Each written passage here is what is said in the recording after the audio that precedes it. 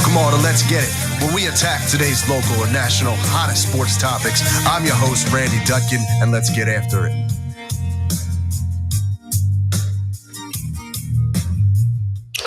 Good morning, Let's Get It fans, and we are coming to you today. It is Phillies baseball playoff fever. I know the guy to my left is so excited about it. We're going to get in on him because it's baseball fever. It's baseball. It is Phillies baseball fever. We got Jason Bryce. We got Marcus Bullock. We are going to get into it. We are happy to be back on the show. The Phillies are looking today to move on to the NLCS. Who would have thought? I, for one, did not see this coming. But before we get into all that talk, as usual, Jay, tell me how you were feeling this morning. I'm feeling really good, actually. I'm breathing. I'm alive, so I'm thankful for that. I do want to say this before I go into my own little spill. Philadelphia, period, don't handle pressure well. So do not put no pressure on them as far as saying they're not playing with any pressure. They're not playing with any pressure though. They're playing with house money. No, there's no pressure on the Phillies right now. Zero. If they lose, if they lost 2 in a row, no, there's no pressure on it. No pressure. Ladies and gentlemen, you're looking at, this is Randy, our illustrious host, and he's fired up. Because, yes. Right, see, he's a fan. And this is what I'm telling you.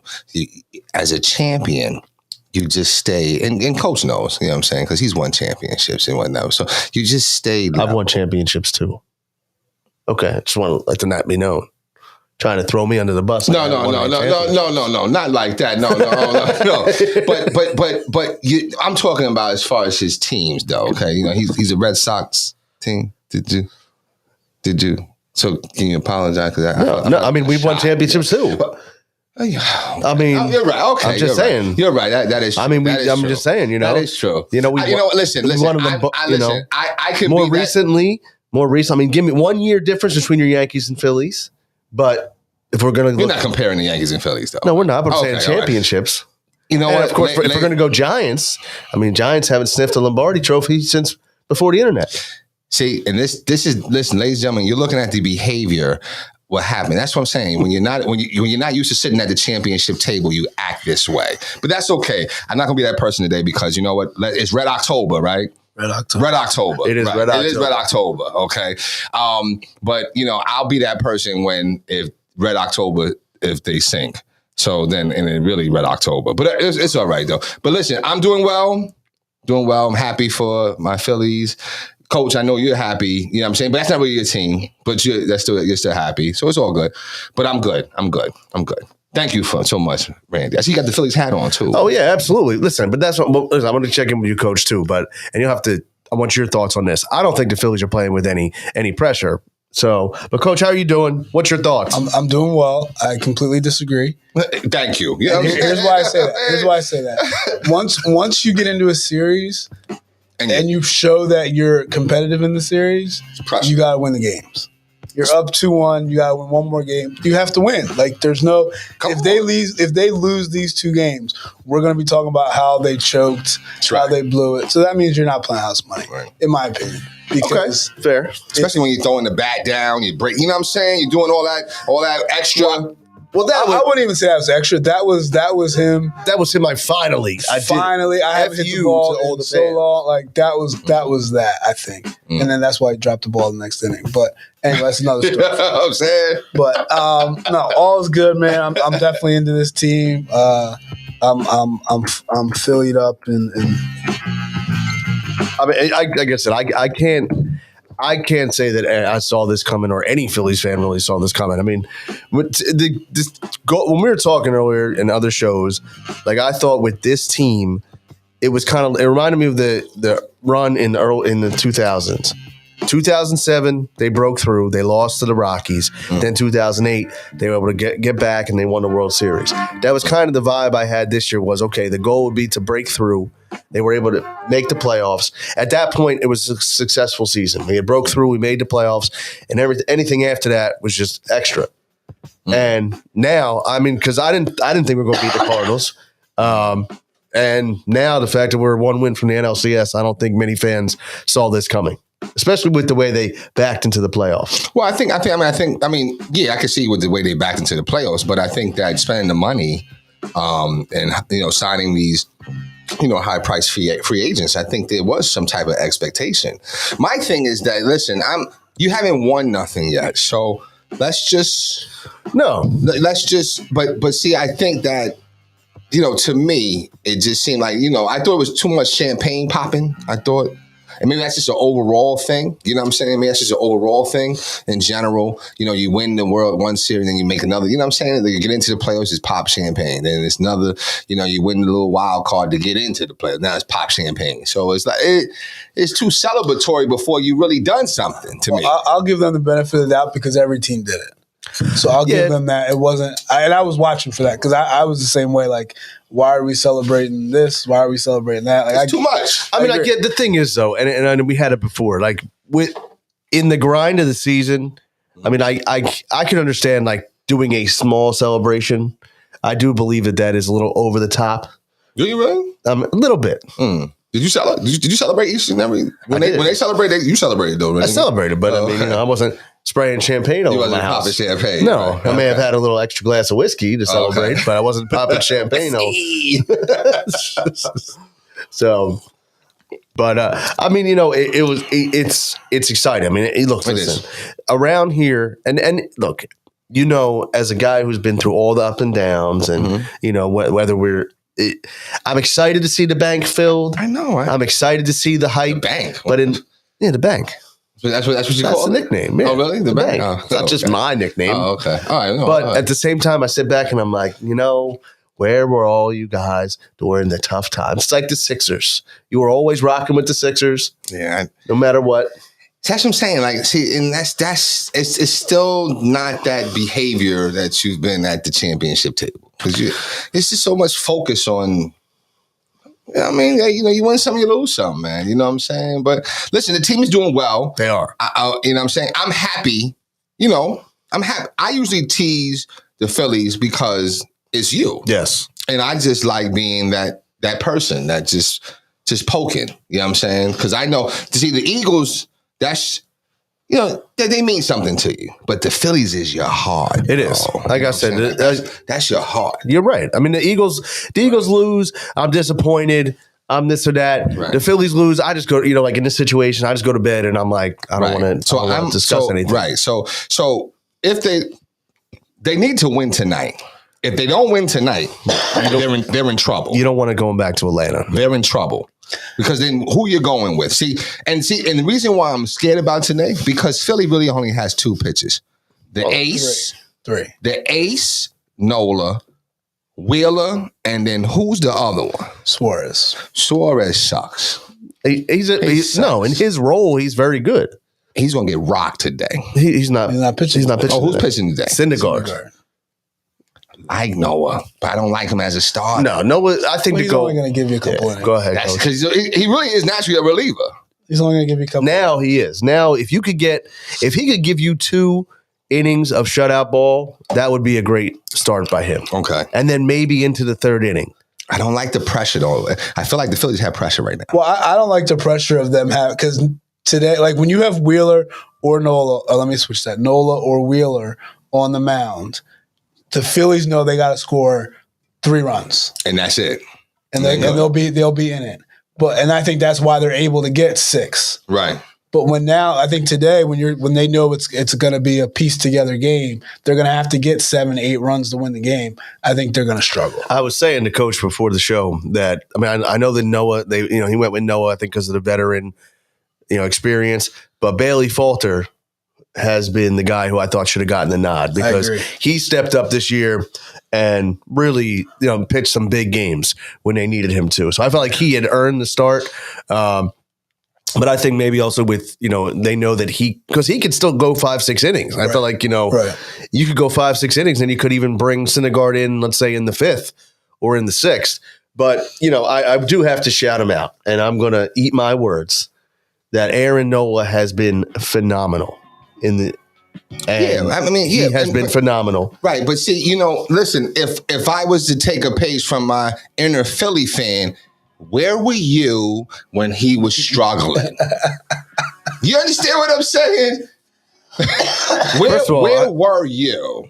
You know what I'm saying? I'm just saying, like, there's everybody has. This is the first time under pressure that Nola has performed. Negative. No, in September he has been awful. The team has been awful. No, but it doesn't matter though. If a team is awful, you're looking at your ace to right the ship, and he's never been able to right the ship. Like Wheeler rights the ship. You call Wheeler the ace. Wheeler right the ship. What shit? Wheeler was an absolute stud last year. Like there was nothing that Wheeler did that when we needed a start, Wheeler went out and made it in September. Now I know we didn't make the playoffs, right? 1 year. Okay, and this year too. 1 year. He was injured, but when he came back, Nola's been a phenom. Okay, I think he's at the upper tier. No, he's always been an above average pitcher. He's a very, very good pitcher. He's a good pitcher. He's always been a good pitcher. But he has taken himself since when he first came to the Phillies. But what, 2015? 2016? No, it was earlier than that. I believe. I'm talking about when he first arrived at the majors, though. I want to say it was 20 because I think he's been there for like 9 years. It's like 2015. I have to look. I saw the rookie game. It was Cole's last year. Whatever. Okay, yeah, I think you're right. It might have been 2014, 2015. Cole who? Hamels? Hamels his last. They pitched 1 year together. Okay, right. Right. Great, right. And I saw great information drop there, Coach. So it was 2015. I saw his rookie game, so that's how I never forget it. You know what I'm saying? But I just think that he's been a good pitcher. You know what I'm saying? But people have up and down years, and they. But when it matters the most, and you can't tell me right now it's not mattering the most. It matters the most. He's stepping up. It is, but this is, and that's the thing. I got to give him. He has shed all those. I'm not a big game pitcher. I don't even know who. Jay, it's the facts. No. In September, he struggled. In September, he struggled big time. Over the last couple of years. Now, granted, I mean, he has that label. Yes, he struggled big time. No, I'm saying he has a label not being a big game pitcher. He did. Yes. In what circle? In all the baseball circles. In September, not in my circle. What in my circle? Explain to me your circle. What's the same circle you got? You can explain. You know what I'm saying? Not in my circle. My circle. Listen, everybody in September, his ERA has been over 4. His average innings pitched was no more than, I want to say, 5 1/3. He was not an ace in September at all. Because he already one could say that he already knew the season was over. Now you're just making. What does that mean? Saying, one could say that. So one could say that. So how does the team was garbage? The team was garbage. Well, first of all, it doesn't. The team is garbage. What? Listen. So you're telling me that he quit on the team. So the team is. How does that strengthen your argument? I didn't say nothing about quit on the team. You said that. Well, that's what you're saying. No, that's not what I'm saying. Okay. What I'm saying to you is that listen. At the end of the day, it matters the most now, and he's stepping up. Period. That's all that matters. And for the first time in his career.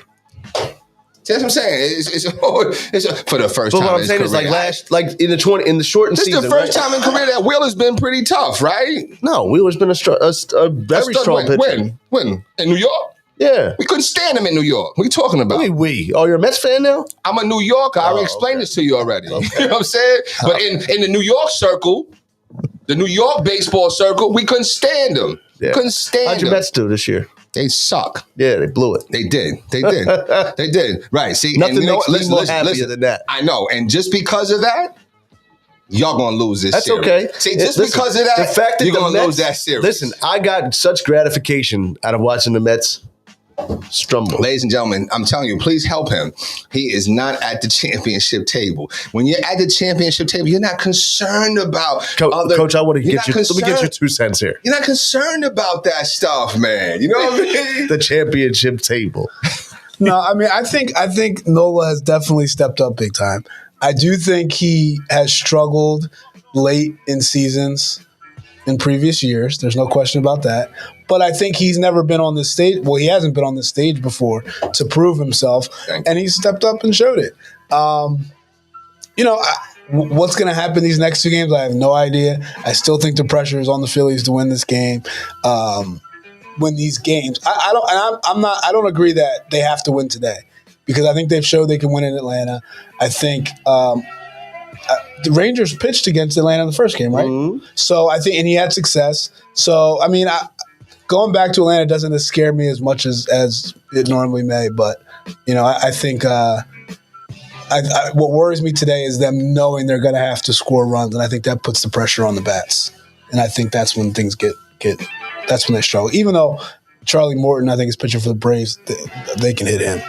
Mm-hmm. They can, and it's funny because the Charlie Morton that was in Philly was not the Charlie Morton that left here. Well, I mean, but he was a good pitcher though. No, he was like an average pitcher at best for us. Average at best, as you like to say. Oh, okay. But he's pretty good for them. Yeah, he's been pitching really well. Yeah, I call it the Wheeler effect. You know what I'm saying? The Wheeler effect? That's right. So he was average at best for the Mets. Okay. Average at best for the Mets. I mean, he's not pitching that level, but he's pitched well. Wheeler sucks, man. I'm trying to tell you. Hey, listen, he doesn't suck, man. He sucks. Listen, I mean, it's been... And it was that era, right? That era messed him up. Oh, yeah. What was it? Hoskins, right? Hoskins. But was the era before the pitch? Before the hit batter? What was first? It was the hit batter. That's what, man. I think that's what. I think that break in there messed him up. No, it did, and it did absolutely. And you know what? And hurt him. I'll give you that. And I mean, I'll give Acuna credit. That was rocked right off the forearm. Right, that's what I'm saying. There's nothing. I don't think you got to make that pitch. There's people that say, oh, he milked the pain. No, anyone, if you 99 off the forearm, you didn't milk anything. Well, those are Wheeler fans. Yeah, I was going to say, right. You're not milking anything. Wheeler ice. Because he screamed when he got hit. I was going to say, come on. I mean, I've taken like 81 off the forearm and it hurt like hell. I can only imagine with 99. At first, I thought it hit him in his left arm where he had the pads. Yeah. I'm like, you got all these pads on, man. Get up. You're all right. And then they showed up. I'm like, oh. I thought it was just broke. Like I thought it was done because But I mean, it's been fun. I mean, it is. I'm happy for you guys. I'm serious. It is, and like I said though, this area they do gravitate. We gravitate to everything. Like I said, we are with the Phillies. Eagle. It's still an Eagles town. We always will say that it's an Eagles town. What town are you talking about? I'm not sure. Philadelphia is a football first. Okay. No, I'm not even going there, Coach. I mean, I know. I'm glad that you on it, though. But I know. I'm not going there. No. I walked into that one. This South Jersey, Philly area is a football first area. So, but when baseball is hot, like I said, it's nowhere else better to be. South Jersey, right? In South Jersey and Philly area. Say, listen, I'll be honest with you. Like that's what I'm saying. Like, and it's okay. Like I'm immersed into the town. I love it. It's all good. I see some of the billboards and signs, Go Phils. They've even got it on electronic bill. So it's cool. And I get that. You know what I'm saying? And I'm happy for it. Like I said, the only time I'm an antagonist when it comes to the Phillies, honestly, it's just to get on your nerves. That's really it. Other than that, I don't mind them. I rooted for them in 08. I rooted for them in 08. And I always liked them. But I just didn't. You know what? I kind of, with the whole Charlie Manuel thing of resting the players, I think it's just, y'all been tail spinning ever since then. You know what I'm saying? Back in 2011, when they had the best league in the record, best record in the league. Yes. You know what I'm saying? He said, I'm resting my guys. And he rests his guys, and they got was that Bumgarner? No, that wasn't Bumgarner. That was Carpenter. I mean, I wouldn't say they got their butts kicked. Yes. It was a 2-2 series. They lost that game 1-0. So, I mean, that was just, they just lost. But that was like, what was the Cardinals was a wild card?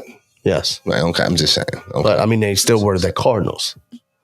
They still were a very strong team. And listen, I mean, 2011 was a defend your team. It's all good. I 2011 was the season that was the one that got away. I agree, but I wouldn't say that they got their ass kicked, butt kicked. Excuse me. Okay, I don't know. I mean, okay, whatever. We just have different opinions. You know what I'm saying? It's all good. We could agree to this shit. Tomato. It's all good. You know what I'm saying? But anyway, that's been my thing. But now I'm on board. Like, yo, let's go Phillies. You know what's crazy though, and like I said, we're talking all about the Phillies, but it's just like right now, how things have like flip flop because you got the Eagles and the Cowboys Sunday night. So it's like if we don't win today, Sunday is a massive sports day. I mean, Eagles Dallas is always massive no matter what. But you're going to have Game 5 at 4:30 and Dallas Eagles at 8:30. Yeah. So Sunday would be a massive day in the air. Yeah, and absolutely. And it's funny as a sports fan, you want to see it happen. You want to see a fun sports day. Mm-hmm. Oh, they'll be. What is that? That'll be. Today's what, Game 4? Tonight's Game 4. There'll be Game 5. Game 5 will be in Atlanta. Yes, tomorrow. So, yeah, tomorrow. Right. So yeah, there'll be game 5. There'll be game 5. Well, I really thought they were going to split anyway here. I don't think, I didn't think you were going to see 2 wins in a row. Yeah. But we got a big game with the Eagles. I mean, I'm happy about that. I wish I've had time to go back. I'm telling you, I think our predictions, I know particularly mine, I think y'all's too. I think we all said they'd be 5 or 6-0. I think I remember you did. I thought they were going to lose in Arizona. I think I either have them losing in Arizona or losing today. I mean, tomorrow. That's what I thought. I know we said like 5-0. Right. And we're pretty good. You know what I'm saying? I got them winning on Sunday. Keep it going. I actually got the Eagles really doing well.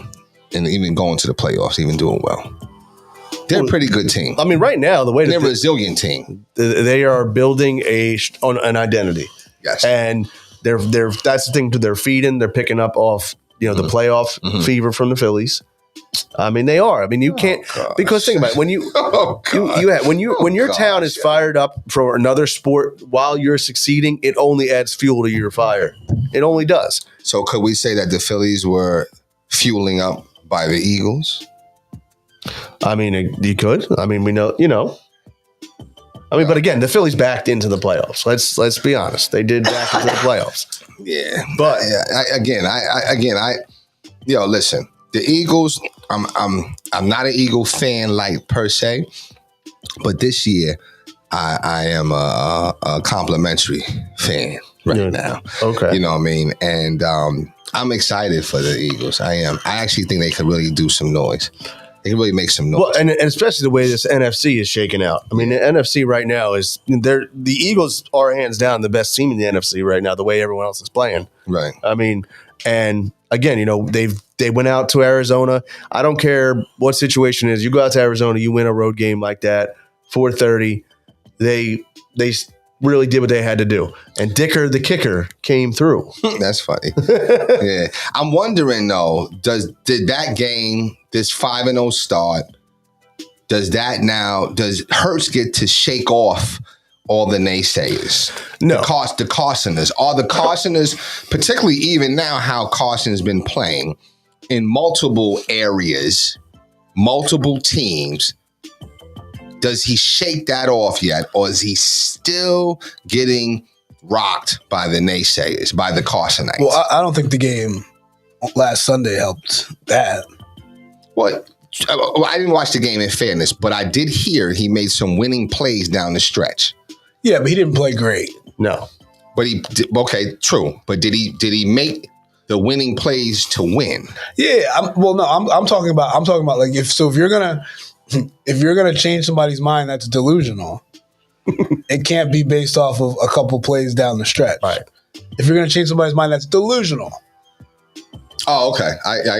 So you're saying you're saying I knew he was going with that. I get the language. You're saying the Carsoners. Yes. In order for him to shake the Carsoners, he's gonna have to. He's gonna be like they're gonna have to win on Sunday, and he's gonna have to play damn near perfect. Jalen Hurts is gonna have to go out there and win the game. Shake those people. Those people. Right, that's either that or if he makes that big play. Because I think it's going to be a close game Sunday. But if he makes that fourth quarter drive and he makes the game-winning throw, that's going to be okay. Then moving forward, that's the guy. But I mean, like I said, it's just there is a narrative around him that I still don't understand. I mean, like he is showing that he's a leader. Would you say that you helped create it? No. Oh, okay. No, I would not. I didn't say that. I know you didn't say that. I'm saying, would you say that you helped create that narrative? No. Okay. I would not say. Okay. No. Okay. All right. That's fair. Okay. I mean, I get it. Okay. I don't agree, but okay. Okay. Well, let me tell me why you don't agree.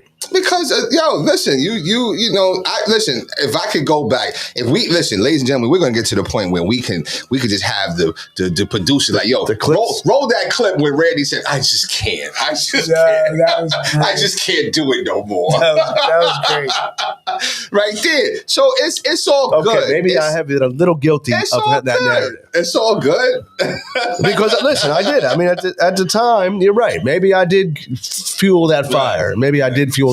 Right. But I have quickly been supportive of Hurts. I did change my tune. The attitude this year has been, he's our quarterback. That's my quarterback, as T.O. said back in the day. Yeah. And, we have to roll with it. Yeah. And you still want him to succeed. That's what even as we have had conversations like we had to the show with Carsonite, Matt that joined us. Right.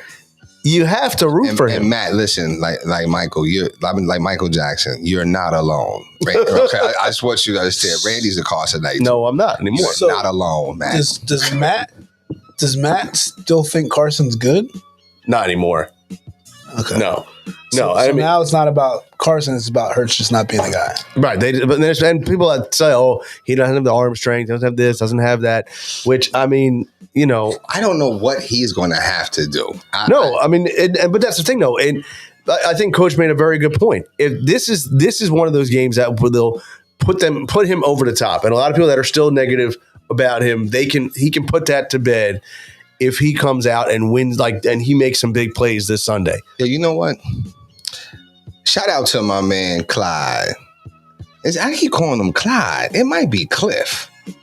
Anyway, that's my man, Mr. Hughes. I'm just going to call him. I got bad time. I got bad names with memory. You know what I'm saying? I said bad names. I believe it's Clyde. Bad memory with names. It's Clyde, right? Yes. My man Clyde Hughes. Shout out Front Runner, New Jersey. He has this newspaper pretty much, right? And he's got an opinion section.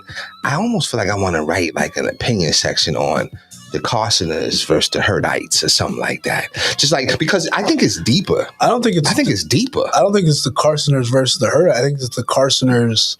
It's almost the Carsoners against themselves. Right. No, at this point it is. They just can't be wrong. They can't let go. Yeah. No, I won't let you go. You're right. And the 11-3 was everything to me. I just won't let you go. Yeah, it was a great season. It was a great season. It was very good. Yo, Coach, you saw how he started to glow a little bit. He started glowing. You had to take it. You still can't take that away. You can't take that away. Oh, my goodness. You can't take that away. Okay. But listen, again, I was a Carsonite. But I've come around. I've recognized the error of my ways, and Jalen Hurts is our guy. I got a question for you. Wait, he's the guy? What's that? Do I believe Jalen Hurts is the guy? Jalen Hurts is our guy. I believe he's the guy, yes. I don't know. You mumbled that last level. I believe he's our guy, yes. Okay, all right. I got a question for you. Seeing how Carson has played since he left, okay? Trash. Does it give any credence to the notion that if Nick Foles played the whole season or whatever or whoever it was, they could have maybe not played it, but they could have still been successful? Yes. Yeah. But I also think the version of Carson that you're seeing now is a different version than was here in 2017. That's fair. Because he didn't have because you have everything that's happened since then has just changed the whole mentality of Carson completely. So I do think he was a different player than he is now. Or has the league caught up? The league. I'm just trying to bring clarity. You know what I'm saying? you're defending him. And it's you're right. But has the league caught up? Because outside of 2017 and then 2018, right? But that was his third year? Yeah. So it wasn't like 2017 was his second year, right? Or third year? Second. So it wasn't his first go-around. No. Okay. But like I said, that's fair. But he's all just who he was has just changed, or I guess that's who he is, because he isn't who we thought we were. I'm going to try to rearrange it. He is not who we thought he was. As to paraphrase Danny Green. We got a question here from Denix Alicia Rodriguez. It might be Alicia. I think it might be Alicia or Alicia. I always pronounce that wrong. Oh, yeah. Denix is his nickname. Oh, Denix. But is it Alicia or Alicia? I'm not sure. But let's just focus on the question. You know the nickname. I don't know how to pronounce everybody's last name. No, it's all good. It's all good. The question was asked, if the Eagles finish with 14 plus wins, what are the expectations for the postseason? NFC Championship game. I think you have to get there because they're going to have home field advantage at 14 wins. You have to obviously win that. You're going to have that bye. You're going to have to win that first round playoff game. You can't do any worse than lose in the NFC Championship. In fact, you get home field advantage, 14 plus wins. It may be winning the NFC. Well, I think if you have 14 wins, I think that's going to get you the number 1 seed. Right. Absolutely. I think the Super Bowl. I think you have to get to the Super Bowl. I mean, whatever happens in the Super Bowl, happened in the Super Bowl. I think you have to get to the Super Bowl. Yeah.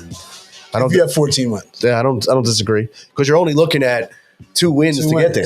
Yeah. So, and you're looking at, playing team, good matchups. You're going to have teams coming to you like a Los Angeles or let's say it's a Green Bay. And nobody in the NFC has stood out to be that great. No, and that's no. I mean, the Rams the Packers haven't looked great.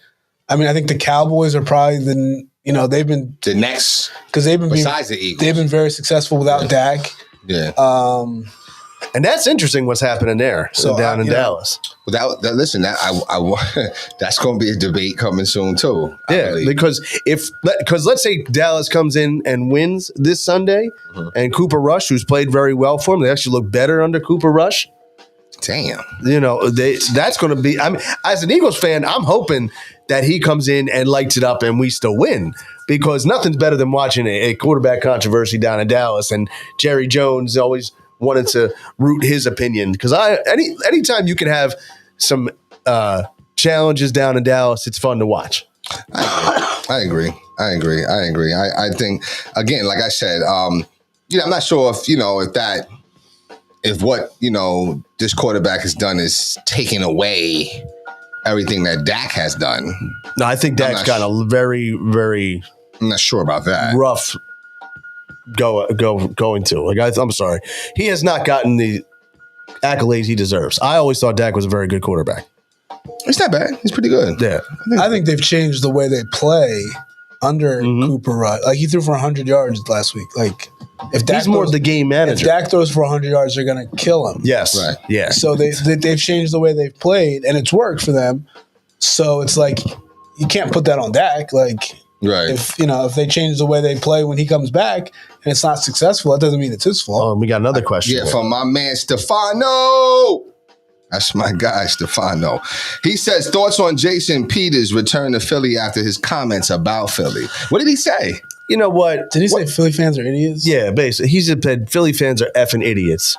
And just threw us under the bus, which I didn't understand where this came from, because we had been a Jason Peters supporter for years. He's a legendary Eagles player on the line, and he just tarnished his whole legacy here. I just don't know what he was getting at, and he should be lucky that he even got signed again for another contract, Mr.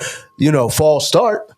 I'm happy he's coming back, because that guarantees the Eagles at least 20 yards and penalties. Well, he's on the injured list. He might not be playing. Well, yeah. Did he win the Super Bowl? Yes, Peters was part of the Super Bowl team. Oh, okay. Well, leave him alone. He's going to be on the Hall of Fame. He probably will. He probably will. I don't know. After he said that, you might not. I was going to say, But what was the context, though? That's what I'm saying. Like, I'm not even sure. You got to find out the context, man. You know what I mean? Like it's a lot. Oh, listen, I got some interesting things to report about. I just don't get it. Like, it may.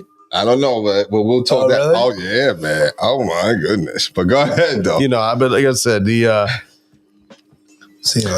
you know what? Listen, is that Denix? You said, what's the nickname? Yes. What's the nickname? Denix. I don't know how to pronounce his last name. What's the nickname, though? Denix. Oh, Dennis. Oh, Yeah. Okay.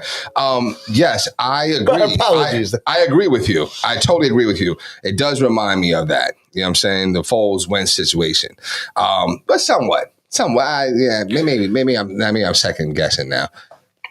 I mean, we'll see. I mean, obviously, I think, when you look at it, though, Cooper Rush is doing it in game 3 to 5 of the season, not in the playoffs. So where's Ben DiNucci? He's probably serving pizza somewhere. Yeah. So Jason Peters said, I just know the Philly fans are effing idiots when it comes to camaraderie. The Cowboys, any team really. They know that. They pride themselves on being nasty, vulgar. They're going to cuss at you. Philly fans are the wildest fans out there to me. So he didn't disrespect y'all. That's what I'm saying. See, now, see what I'm saying? Like, language there was a better way to approach it than effing idiots. He's a grown man. He's a Super Bowl champion in this town. We talking about is a better way. No, there's a better way to approach it. He approached it the way he wanted to approach it. Okay, but really, he was just saying that's disrespectful though. But not really though. Effing idiots is there's nothing. No, there's no context. He was giving y'all props. If someone calls you an effing idiot, what is the context that you don't take it? Gotta hear the whole thing. No, that's no.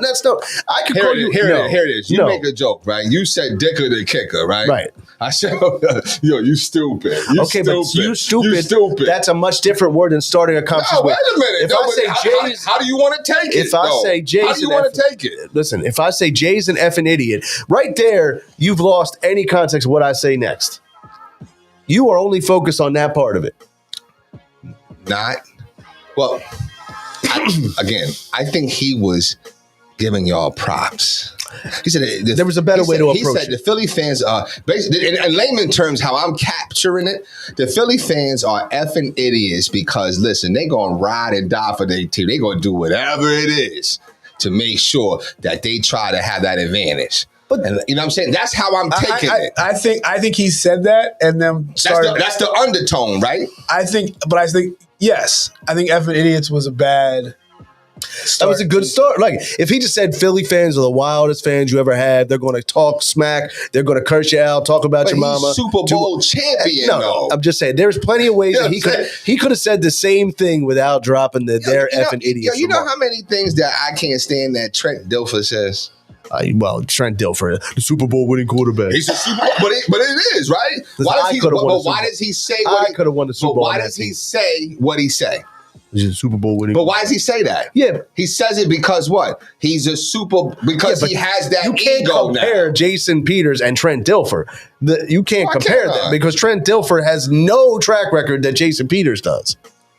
Jason Peters is a Hall of Fame lineman. I'm just talking about he's in the Hall of Fame. No, he's going to be in the NFL Hall of Fame. Okay, but so I'll give him his credit. How many rings do they have? Who? Dilfer and Peters? They each got one. Okay, that's what I'm saying. And when you have that ring, Dilfer's rode that ring to a whole new career. Oh, everybody does. You're right. They run. So that's what I'm saying. That's why he's saying what he's saying.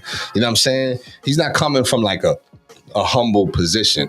He's coming from he's got like a bravadoism about him. I don't think it was a disrespect though. I don't. I can see how you could get caught up on the effing idiots. You know what I'm saying? But nah, I mean, come on. Yeah,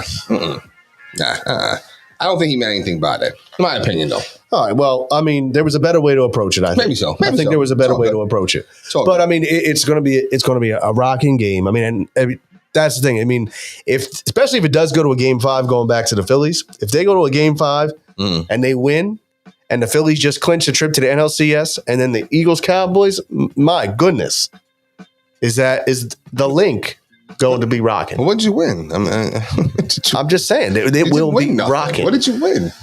So it's another champagne. Another champagne. Oh, another champagne. More t-shirts and hats. I've never seen as much champagne pop.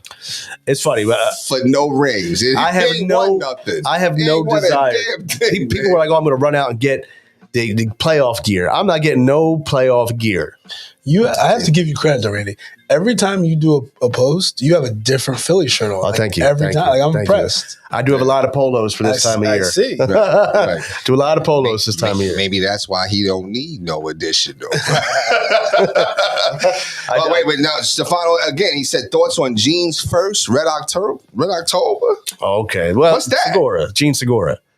Yeah. Oh, okay. I mean, he's one of those guys that deserves it. He's just one of those guys, like a baseball lifer. First, okay, I get it. You know, he's just a baseball lifer. There's guys that deserve to get in, and I think he was the longest tenured player in the majors to not play in a postseason game. So I was happy for him. I thought it was a little quick to give the manager, though.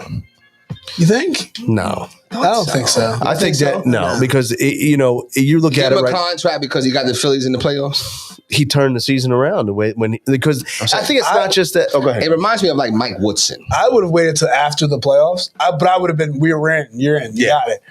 But I think once he won that Cardinals series, what are you gonna? You're gonna not bring him back? Well, I'm not saying that you don't bring him back. I'm the timing of it. I think you wait till after it's over. You know, well, I think too because that just I see Stefano said we ride with Rob. Right, I mean, you could just see that the mentality of the players has changed since he's taken over. I mean, well, Girardi was an idiot. He was. And it's he was an effing idiot. And I was watching. I don't like Girardi. You mean that in a good way, though, right? No. Hold on. I didn't say nothing else after it, though. But you know what's interesting, too, with this whole situation is that Girardi still doesn't want to take any accountability for being for poor decision making. And I was watching an interview, and I'm not sure when it was, but he was asking about the Phillies' success, and he was like, "Oh well, yeah, of course it was natural success. Did you look at our schedule through the first part of the season? And we ran into a soft part of the schedule. They should have succeeded." And it's interesting because Girardi and Thompson, they coached together in New York. They were here in Philly. You would think that he would at least say support him. That there would be some kind of I'm very happy for Rob. The fact that he was able to go in there and get his first managerial coach. You would think that as a professional who's won, Girardi has the track record. He could give some accolades to somebody else. You would think. I never turned the TV on. That's terrible. I mean, it's all right. I mean, no, but that we'll see. I mean, it's going to be interesting. It's actually going to be interesting too in this offseason when time comes because they have guys like Rhys Hoskins who's a free agent. And now do you throw money at him? You bring him back? I think you can bring him back, but you got to bring him back. On the right contract, I bring him back. Mm-hmm. I mean, I do. I think you might have to consider him being your DH, but the problem is you have a team of DHs because Castellanos is a DH.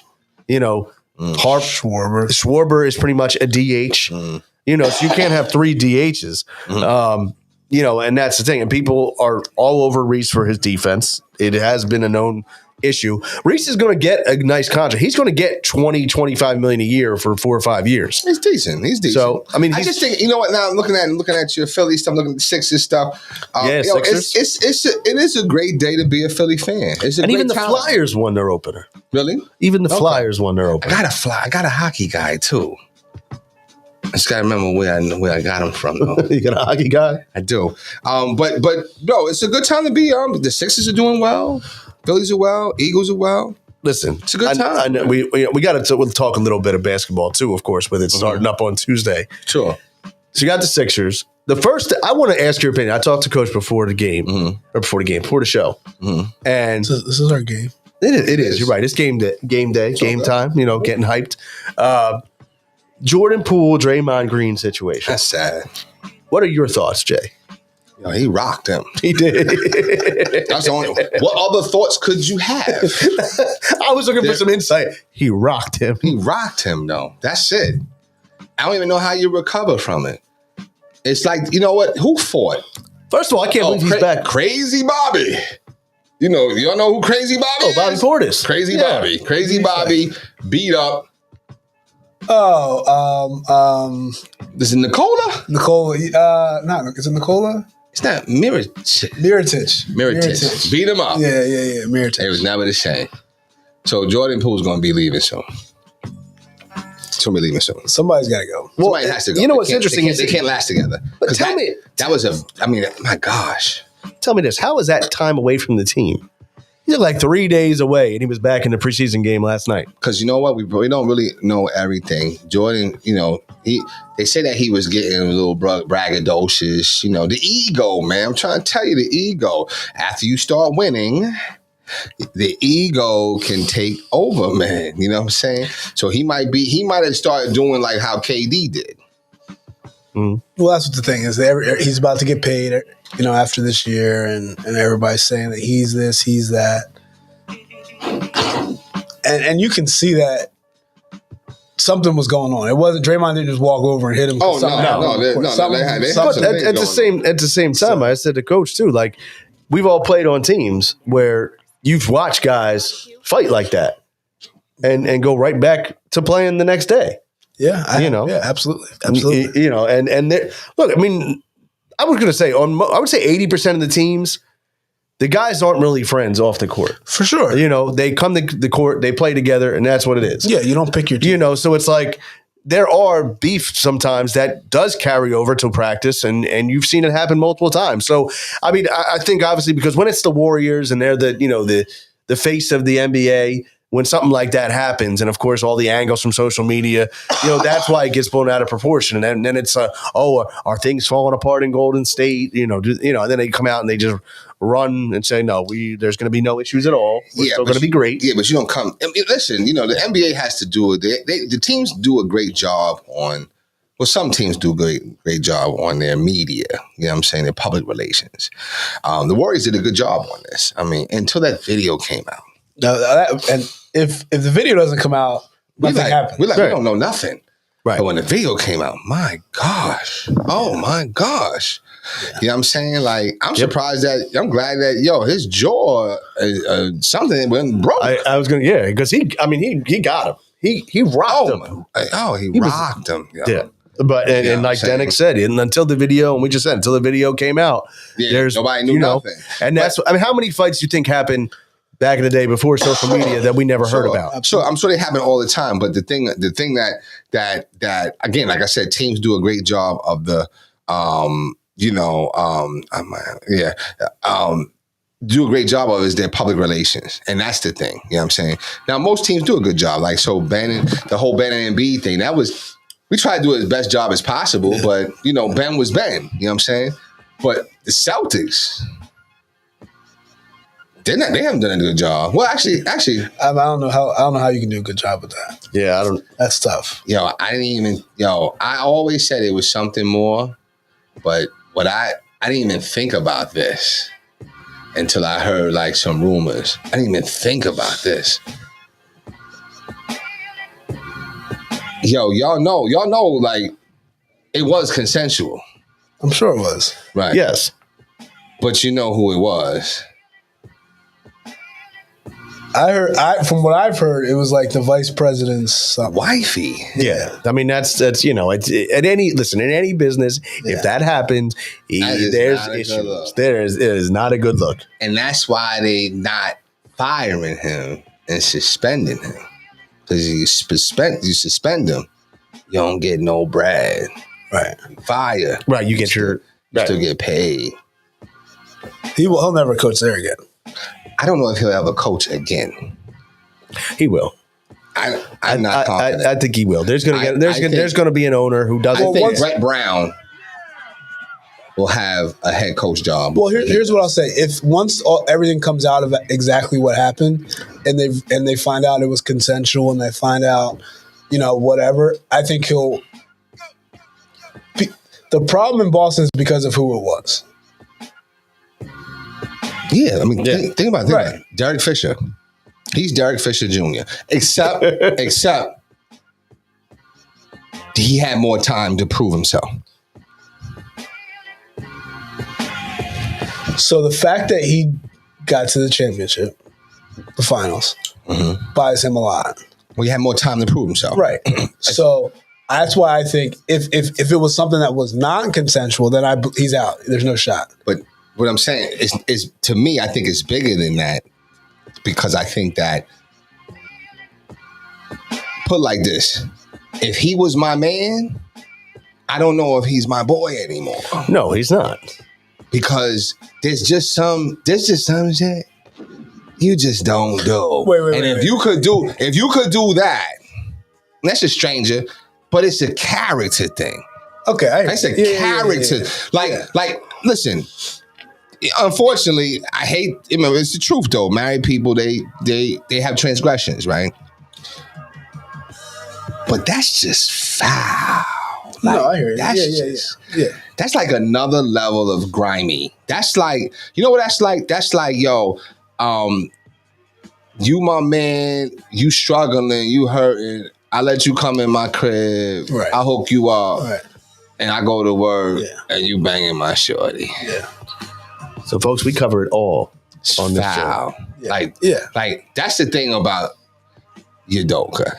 He's foul. Yeah, and you know what I'm saying? Like, it's consensual, sure, but you's a foul dude. You're foul. I mean, but at the same time, we always say there's takes two to tango. Not saying that, but but you're foul. Yeah, though. I mean, that's like you don't know. First of all, I kind of know. Like, you don't know their situation as far as the man and the wife. Correct. And so a lot of the stuff, she could be like, oh, yeah, this is my revenge. Right. You know what I'm saying? You don't know. But you as a dude, like, yo, like, you're foul, yo. You know what I'm saying? Like, yo, you get your first job. Like, and that's what I'm saying. Like, this is your first. He's been waiting for a while. You've been waiting for a while. You get your first job. You have some success. And you can't handle it. You let it, you let it go to your head. Literally. You know what I'm saying? It's crazy, man. I just think he's foul, though. I think he's foul. This is my opinion on it. I think it's foul. I think it's certain things. First of all, I don't think you cross that line morally. You know what I'm saying? But then now, from the morally to the street level, which is our level. Yes. Foul. Right. Yeah. And that's why Derek Fisher didn't get no more job. No more job. That's why D'Angelo Russell, he's not really paid like that. You know what I'm saying? He forgot about it. Right. He's not really paid like that. Kobe had a little problem, rest in peace. But Kobe was able to overcome it a little bit. But he was foul at first too a little bit. Like, there's certain things you just don't do. You know what I'm saying? And that was just messed up though. That was a messed up situation. So I don't know if it's true or not, of course, you know what I'm saying? Because they're all rumors, you know what I'm saying? What do we know? But I'm hoping it's not. But it goes with what Matt Barnes said. And Matt Barnes, I'll say, besides, him and Kwame getting into that beef or whatever, he seemed like he's a real stand-up dude. And he said straight up, he said, yo, listen, at first I was advocating for him. But after what I just heard, I got to retract that. Yeah. And you know what? When y'all ever find out, y'all will understand where I'm coming from. That's foul. That's some things you just don't do. No, and you don't. You don't. You know what you also don't do? Airball a fun shot and not think you're going to get flack for it, Mr. Ben Simmons. Yeah. He's so sensitive. And it was so funny. I can tell he hasn't really grown. He's so sensitive. No, he's the same guy. And we can now quote Danny Green. Yeah. He is who we thought he was. Yeah. Yeah. And we're never going to let him off the hook. But I don't know if you guys watched. He shut down Giannis the other night. I don't know if you saw that.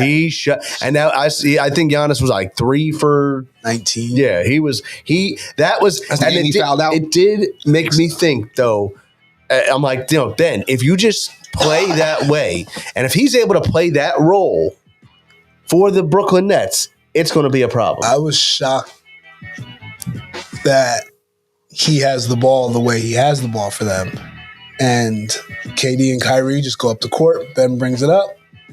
And I was like, so we're going to let him do this. I have to. And KD had 20-something. And it looked awesome. It did. I mean, it really did. I mean, I saw one pass, simple dump off to KD for a corner 3. I mean, that's where you look at it as a Sixers fan, and you look at it and you say, if they're able to make that work, they're scary. Well, I still don't think a wild card though. No, yeah, because at any point in the season it could be I still don't think that fit with Joel because the Nets don't have a big guy. That's why it works. Right. So they don't have, because when what Ben does is he passes the ball, then he goes sets a screen, then he dives to the rim. Right. So that works because there's no big guy in there. Right. That's fair. That's fair. But yeah, I mean the Nets are going to be tough, man. They are. And I think Ben, the only thing about Ben is that I feel like, you know what, he's still mentally weak. And that's the only concern. Like, you know what I'm saying? Like when the pressure comes, I would get concerned about it. Yeah, I mean, it only takes one situation to happen again in Brooklyn this year before he checks out. Yeah. So what I think with him is, which benefits him greatly, is he's a 0 over there. Meaning it's KD, it's Kyrie, right, and then it's everybody else. Right, I got you. So that helps him out a lot. Yeah. And it was interesting. I listened to him on JJ Redick's podcast talking about his mental health that he talked about with the Sixers. And he said what really got him, which is interesting. He said that the whole city turned on him, which is true. Mm-hmm. And he said even the people in his camp turned on him, which was interesting to me to hear that. He said that's what really put him down. And that he said this was before for the Hawks series.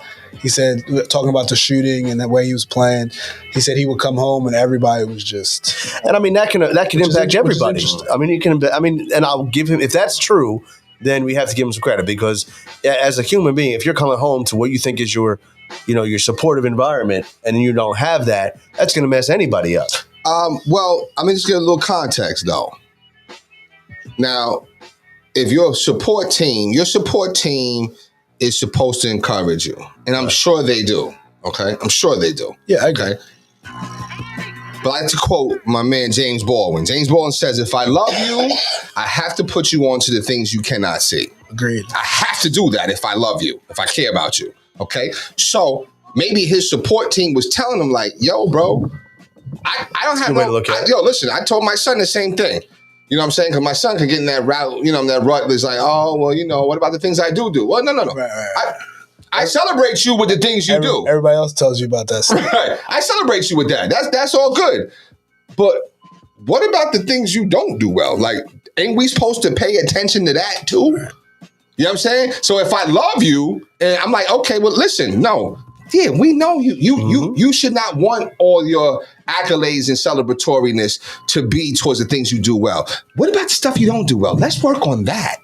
And maybe that is what his camp was doing. But maybe Ben is still weak-minded. It's an immature mind. He cannot accept that. Yeah. So I just want to throw that into the, into the arena. You know what I'm saying? No, you're right. Maybe he's still immature. How many people that's like, yo, you know what? Damn, I just want to say something, but you know what? They just can't get out their own way. The hardest thing to do is they just can't get out their own way. The hardest thing to do is take constructive criticism. It's what separates the men from the boys. Is whatever is being able to take constructive criticism. Adults from the kids. And the ones who, right, if you're hearing it from the ones that you love, if you can take that and know that it's coming from an angle of, we're trying to make you better. Trying to make you better. Like, right.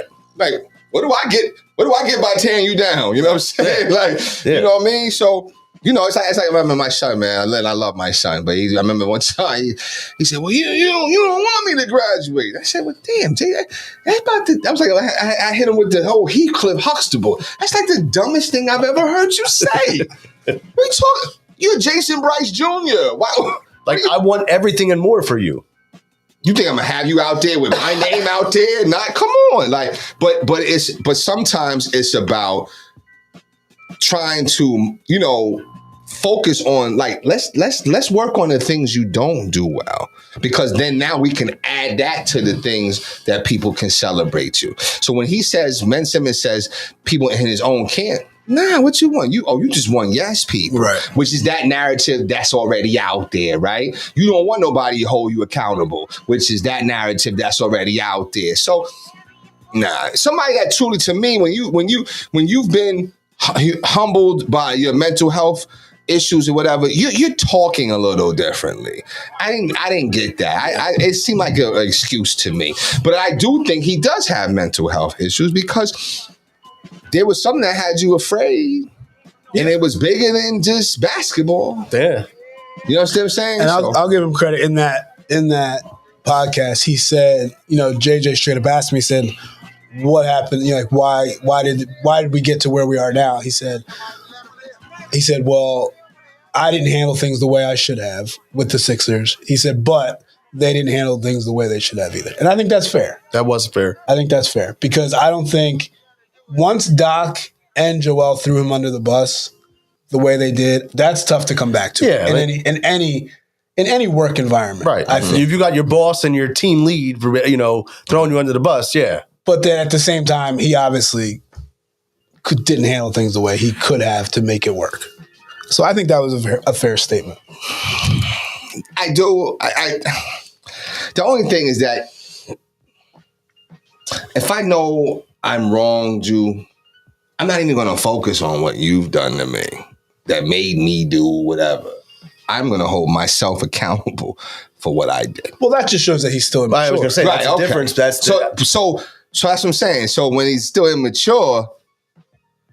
But for Ben Simmons to even say, I didn't do things the way I could have, I think it's a step. I didn't think you would, for him. I would never think he would have said that. Okay. And that's what people... I think he's just saying that so he can say the other shit. Maybe, right, maybe. But I think I don't think that's he has. what he's doing. I don't think for him, if this was a year ago, I don't think he even would have said True it. indeed. He would have just said they. Right. He would have pointed all the fingers. Right. Okay. And because that's what he did for the longest time, or there was nothing said at all.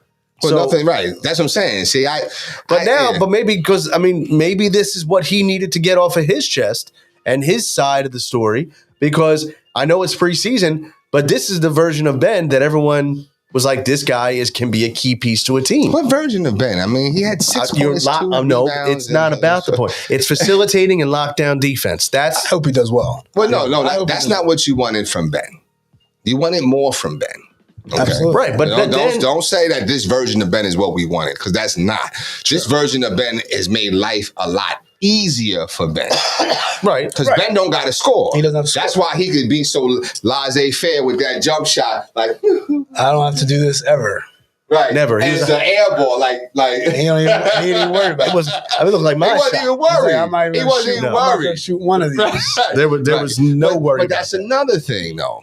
Then that's the immaturity. Like, the camera's always, I tell my students this all the time. Every time you walk these hallways, you're on TV. Right. You're on TV. You know what I'm saying? Be mindful. That's what I'm saying. So, Ben, you're not mindful that you're on TV? Every time you move? You just throw that up there like you... Nah, like, come on. Like, you sometimes, some things you do to yourself. I think, and he may have even done that just to, let's see what happens if I do this. No, he doesn't have that. He doesn't have that. He doesn't have the. Nah, he doesn't have that. Oh, listen, we do have the release of today's Game 4 lineup for the Phillies.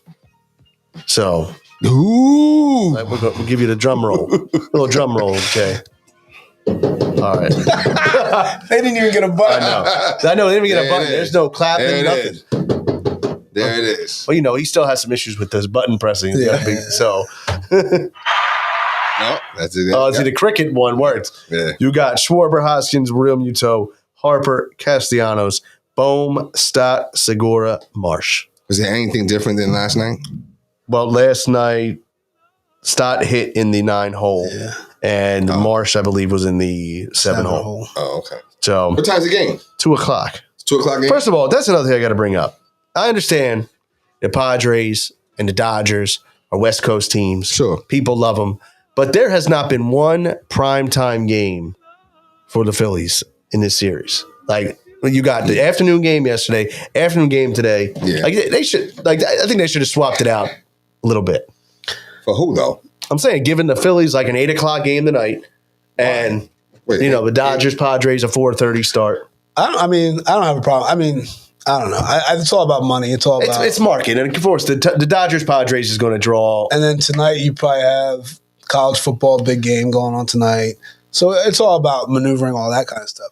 What I don't understand is the American League teams have days of rest almost between every game. Yeah. And the National League team, well, at least this series, they're playing, 3 in a row? Yes. Possibly? Yeah. Well, because they're going to play Thursday, Friday, Saturday. Or no, Friday, Saturday, Sunday. Yeah, so I don't understand that. Like, that thinking, that logic. You got the, I don't know. I mean, like you said, it's all marketing. I mean, I can't argue because LA and San Diego, that's a bigger market. You're right about college football. I know there's some big games. I know Michigan, Penn State plays today and some other big games. It's just such a fun time this time of year. We talked about it before. You got basketball, you got college basketball, practices starting up for colleges.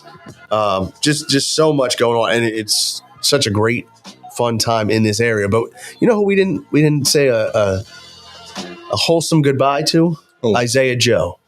He was waived by the Sixers. I always thought everything Isaiah put up went in. It's like everything he shot went in.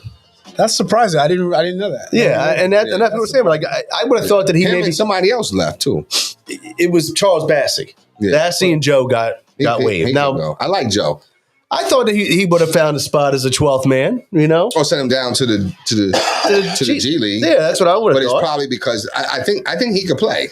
They probably are doing that for his. I think he signs on with another team and gets a role as like a seventh guy. Yeah. So they probably doing that for his benefit. But wave goodbye to Isaiah Joe. He has some good memories.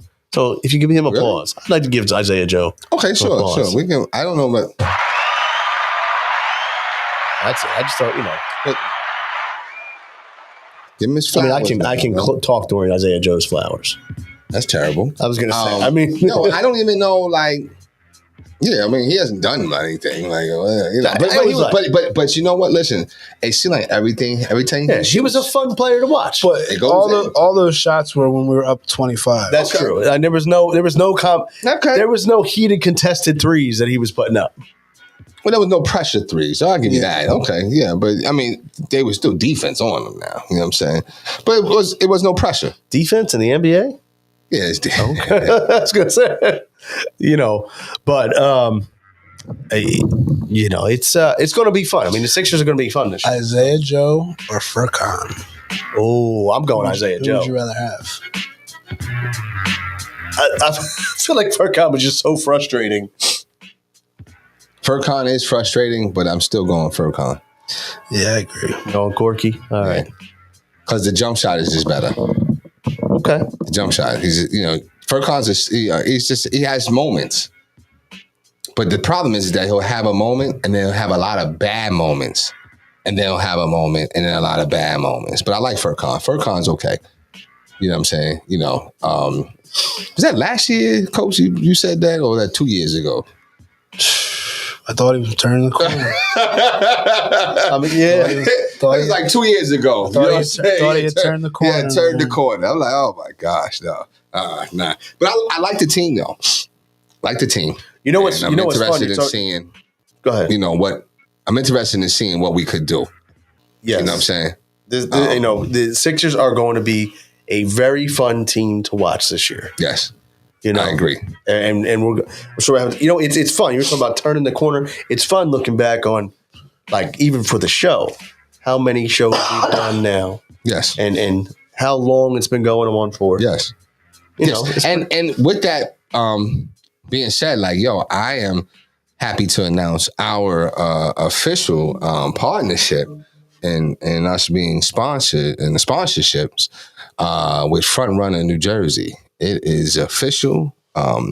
So we definitely want to shout out Front Runner New Jersey, the up and coming newspaper outlet, media outlet for all things, to be honest with you, but definitely specialize in highlighting minorities, making sure that minorities are getting their just due with all the wonderful things that they're out there doing, but just in general, just making sure that they're just doing good work and promoting good stuff. So shout out Front Runner New Jersey. Please go to frontrunnernewjersey.com. Please make sure that you subscribe and read some of those interesting stories that are out there, Yeah, and he's always putting out some awesome events that are coming up. Right. I know, a lot of times with different job opportunities. Absolutely. Some festivals. Right. And he'll pull up on you too. Yeah. Like he'll pull up on you and he'll do some reporting. Like I think yesterday he was at the Clearview game. You know what I'm saying? So, he just does a great job of doing different things. So look forward to that. And you're going to hear us start, announcing Front Runner New Jersey a lot more, on our next shows going forward and stuff like that. And hopefully coming soon that, he'll be able to make a guest appearance and be able to kind of talk. Actually, he's saying, how can he join? But yeah, you have that link. That was sent to you. So, but yeah, so we definitely want to, make sure that, that we're highlighting him and highlighting all the wonderful things that he does out there. Absolutely. I think some of the stories that he does, he had some event, he does a lot of stuff for the community too,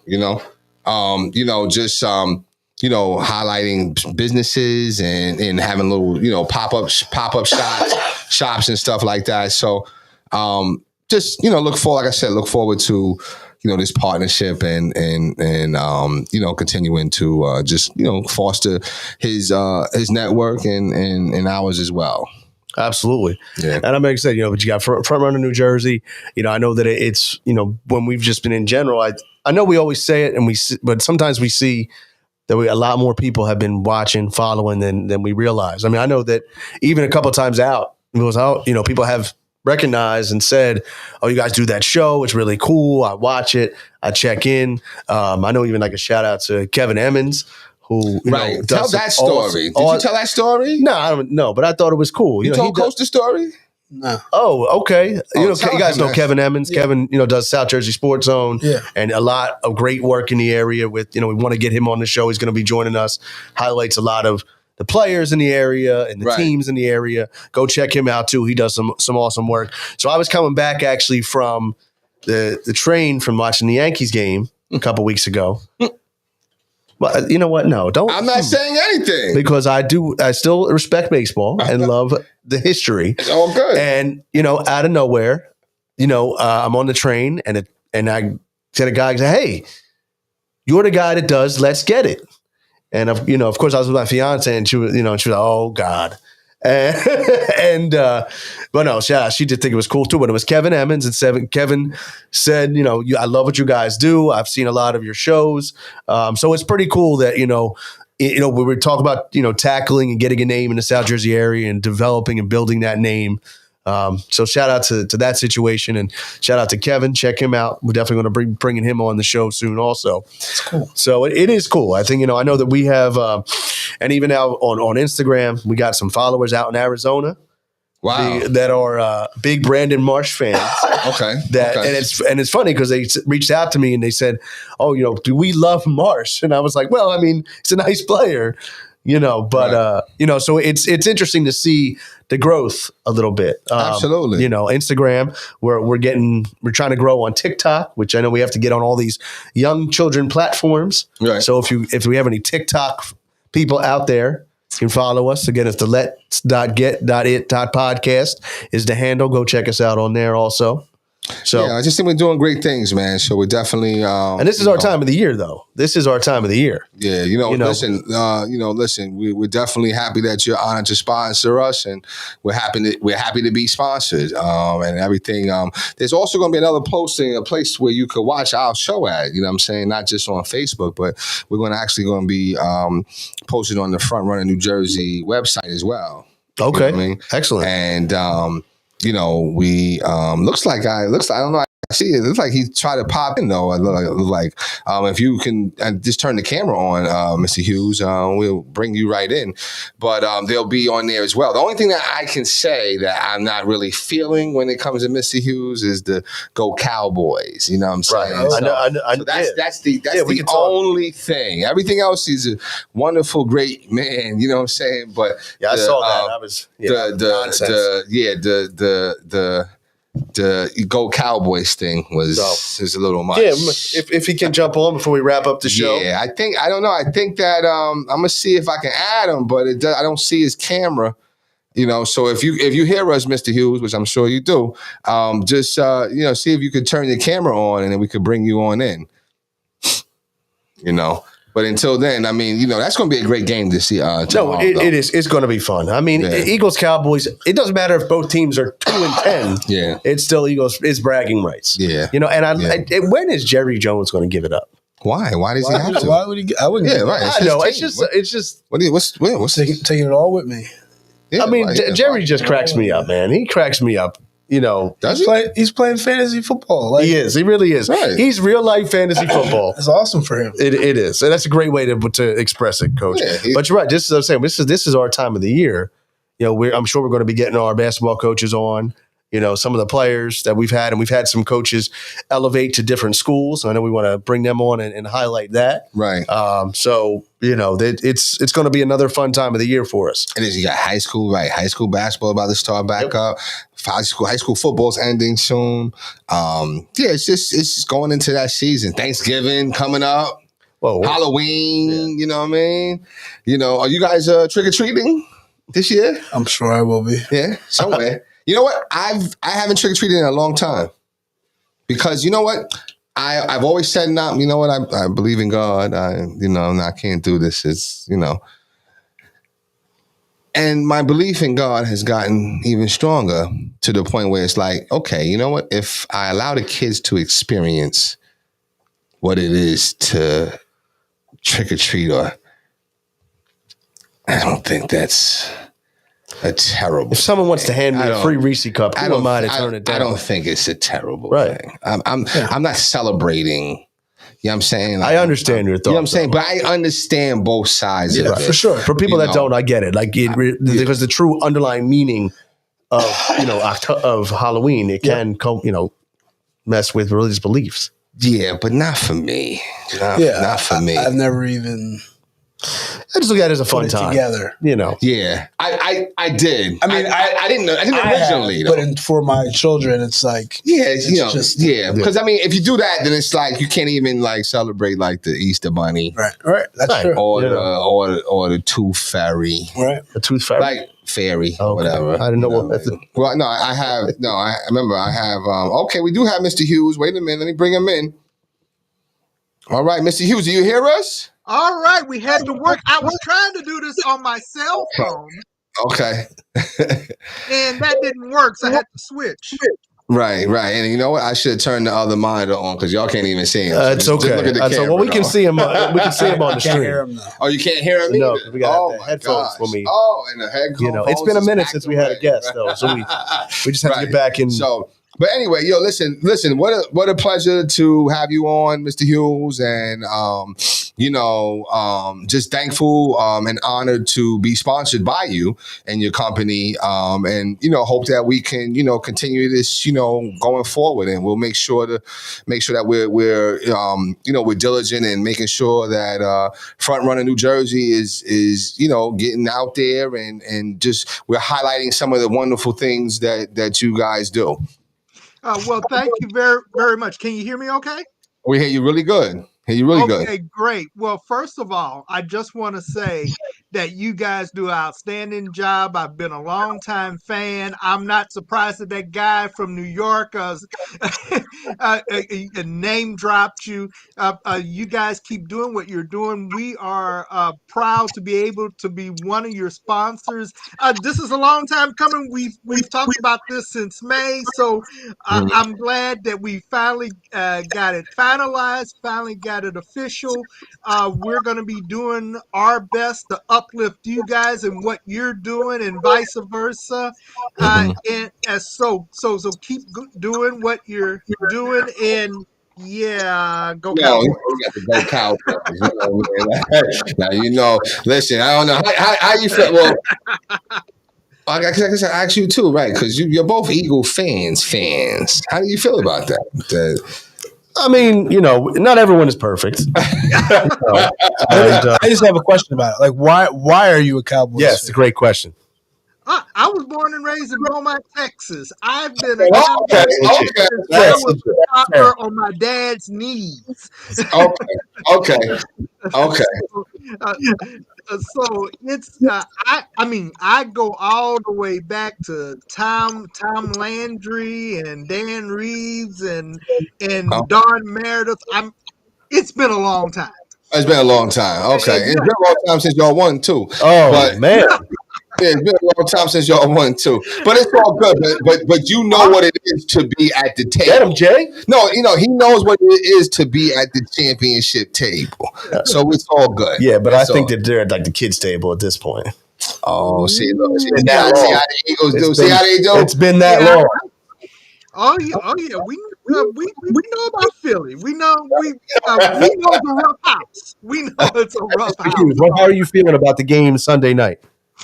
Well, here's the deal. We still got Cooper Rush, and people make a big deal about Cooper Rush's record, but in the end, he is still Dak Prescott's backup quarterback, and we have enjoyed our defense playing at a really high level, and people don't understand that. They look at Cooper Rush's record and they tend to forget that we have been fortunate enough to have a defense playing at a really high level.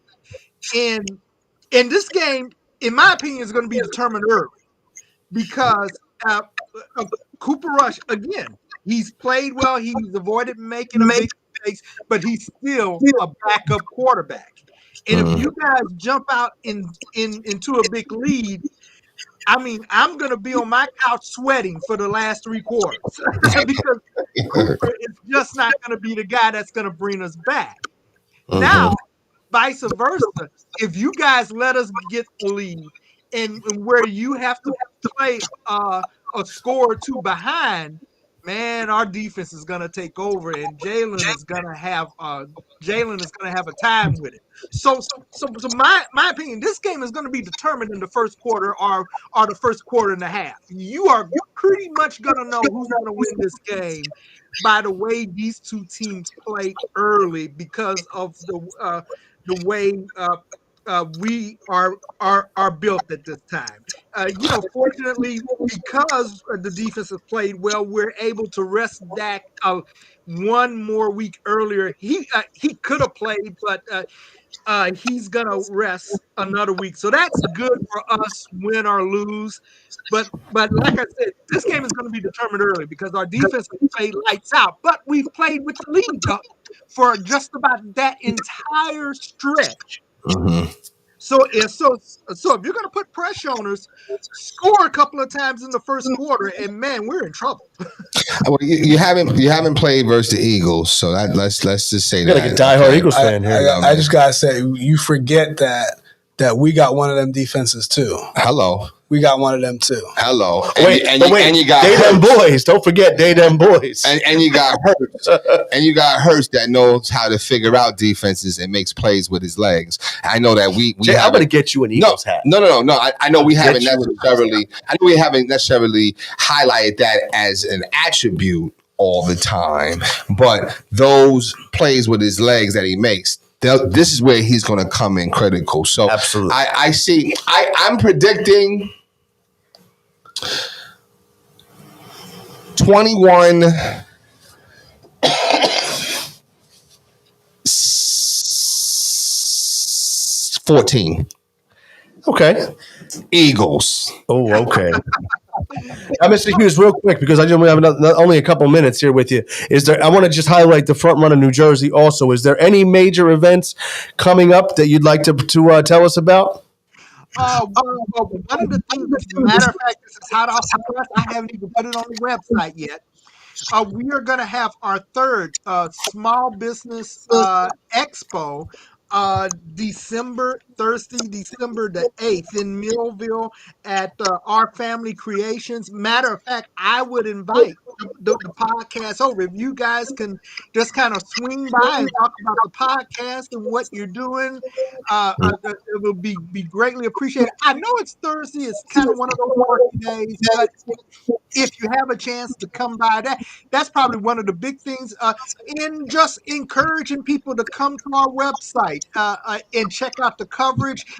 I mentioned to Jason before that we have a component that we actually started when Front Runner New Jersey first started, called Front Runner Sports, and that didn't take off as well as the other portions of the website, but we're hoping to get back to that. We're hoping to give Let's Get It a greater platform.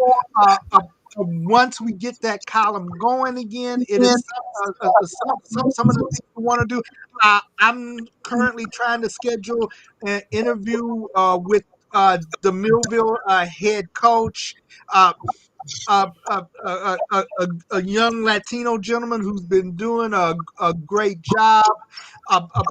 Also, Ray McCline. If you don't know Ray McCline, he is the founder of the Atlantic City Boxing Hall of Fame, and he was just recognized as an honoree in the International Boxing Hall of Fame this year for starting the Atlantic City Boxing Hall of Fame about 5 years ago. So we're working on doing stories like that to populate and get going Front Runner Sports again, and doing a lot of local stuff.